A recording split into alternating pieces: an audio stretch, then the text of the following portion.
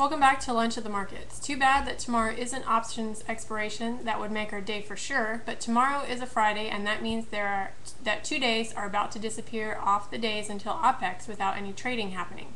And that, my friend, is Theta. Theta is the option Greek that describes the decay of options price as each day passes.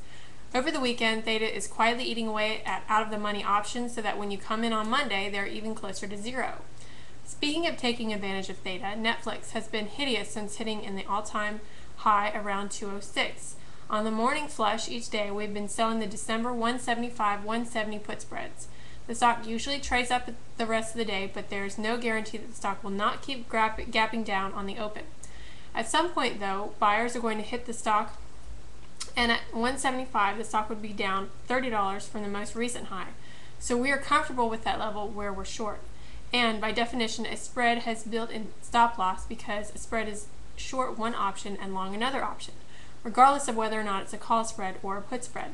In this case, we're short the 175 put and long the 170 put against it in case we're wrong. Also, the benefit of being short spreads is that you can roll the short spread either out to the next month or down and out to a lower strike a month or two out. Our short put spreads in Mosaic are getting close to being an issue. We're short the 65-60 put spreads, and it is certainly possible that this will go against us. If it does, and you're with us, we'll be sure to update you when we roll it out, just as we did when we had to roll Bank of America down and out, which has been a huge winner. We're now short January and February 11-9 put spreads in BAC, and that should be just fine. The selling in bank stocks looks to have subsided so far. This includes massively beat down names like Banco Santander, up over $1 from the recent lows. Don't forget to take some of your profits off the table. If you didn't sell NetfLix at 206, you're probably steaming with regret today. You had to take some HSFT off yesterday when the stock was up 16% in one day. It's just incredibly irresponsible to stare at massive gains and not take them off the table. Take Potash, for instance, that rocketed on the takeover talk and then got crushed when the takeover didn't materialize. That was also the time to get back into Potash when it rolled over. As much as people want to buy and hold something forever, just remind yourself that GE was up at $41 on October 12, 2007.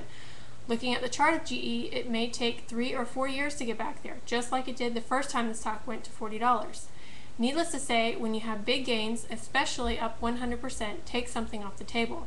This market usually gives you a second chance to get in. The thing you need to remember on down 200 days, though, is to have the courage to be a buyer on days like this. You can't always be scared that you'll get another day down. No one knows from one day to the next what we're going to see. Be comfortable with your homework. Have conviction when you think you're right, unless the facts change, and don't put on your full position all at once. Always have cash on hand to take advantage of the moves the market gives you. Thanks for tuning in again today. Keep your eye on NetfLix, NFLX, as this sell-off continues. The trade is not only to sell put spreads, but eventually it'll be to buy calls or call spreads. Have a great afternoon, and we'll see you tomorrow.